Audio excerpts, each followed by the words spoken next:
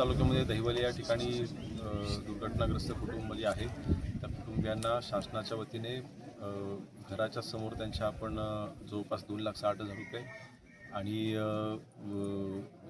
जे मयत झालेले आहेत त्यांच्या कुटुंबियांना त्यासमोर आपण 8 लाख रुपयाची मदत अशी आपण दिलेली आहे. जवळपास 10.5 लाख रुपयाची मदत शासनाच्या वतीने त्या कुटुंबियांना आपण केलेली आहे आणि अजून वाढीव मदत कशा पद्धतीने देता येईल असा आम्ही प्रयत्न करतोय.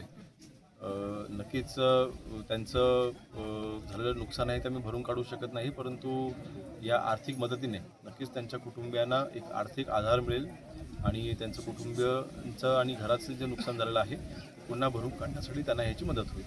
दादा, मगाशी गोठेवाडी येथे आपण पाहणी केली आहे, मगाशी अधिकाऱ्यांची काय सूचना आपण दिल्या? चिंचोली गोठेवाडी येथे मी पाहणी केलेली आहे आणि कसं ही घटना जरी दहिवलीमध्ये घडलेली असेल तरीसुद्धा याही अगोदर ह्याचा मी आढावा घेत असताना सूचना केलेल्या आहेत.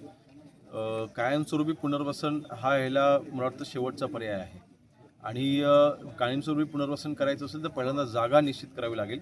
जागा निश्चित करण्यासाठी ती जनतेच्या आणि लोकांच्या म्हणजे त्यांना जी जागा अपेक्षित आहे तीच जागा निवडणं हे अपेक्षित आहे आणि मला वाटतं पहिल्यांदा ती जागा निवडणं, ती जागा कुठे आहे हे शोधून काढणं आणि त्या ठिकाणी पहिल्यांदा आपण शासनाच्या जागेचा पर्याय समोर ठेवतो, त्यानंतर खाजगी जागेचा पण पर्याय समोर ठेवतो. ह्या दोन्ही पर्याय आपण समोर ठेवून पुनर्वसन कसं करता येईल असा आम्ही प्रयत्न करतो.